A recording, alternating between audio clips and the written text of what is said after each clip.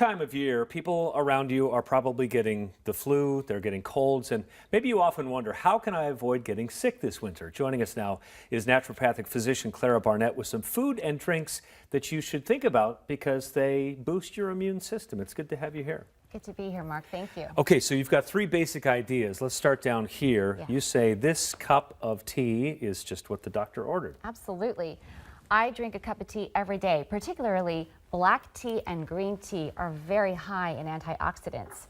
Now, sometimes I'll use a little bit of this, squirt a little bit of lemon juice for extra vitamin C in my tea, and also I will add a teaspoon or even a tablespoon of this local honey for immune activating nutrients, although honey shouldn't be consumed for children under 12 months. Under 12 months. I bought some bee pollen a while back to add as an additive to my smoothies that I drink, and I didn't realize how much is in bee pollen and honey. There's That's right. proteins and there's all kinds of different compounds. It's a powerhouse of nutrients. Okay. Yes. Number two, this is exciting. Number two, this is something that I recommend for breakfast.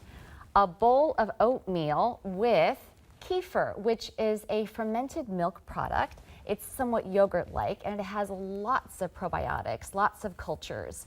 So we want to either put this in our oatmeal, add a little chia seeds for more fiber and protein, and if you're in a hurry in the morning, you can easily get this to go and drink kefir. And the health benefit is what, when you talk about what kefir is? That's right.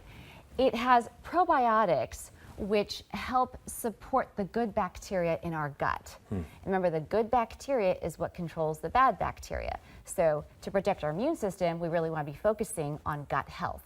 When we take antibiotics, we're basically killing all the bacteria, right? That's right. Antibiotics tend to kill the good and the bad. So afterwards, we want to replenish with some of these ideas. Okay. Number three, what do we have here? Okay, this is my favorite dressing or dip.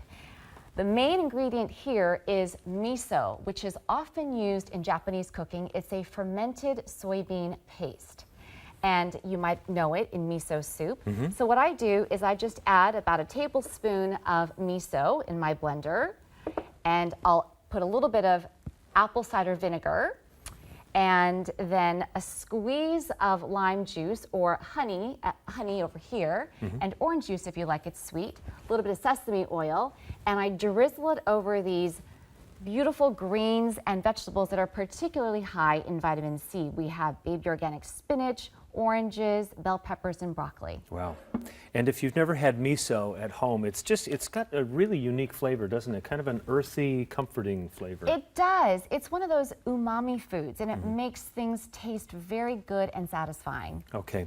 Let's talk about, there's not a lot of research that's been done about foods that keep you quote-unquote healthy, but there are cultures who have sort of proven this over the centuries that they eat these kinds of food and they seem to be. Talk about that in some of the research that you've done. One of the things that I love about this topic is that across most cultures, most traditional cultures, people have used these fermented and cultured foods throughout, whether it's in yogurt and kefir, whether it's in these fermented beans, whether it's in sauerkraut.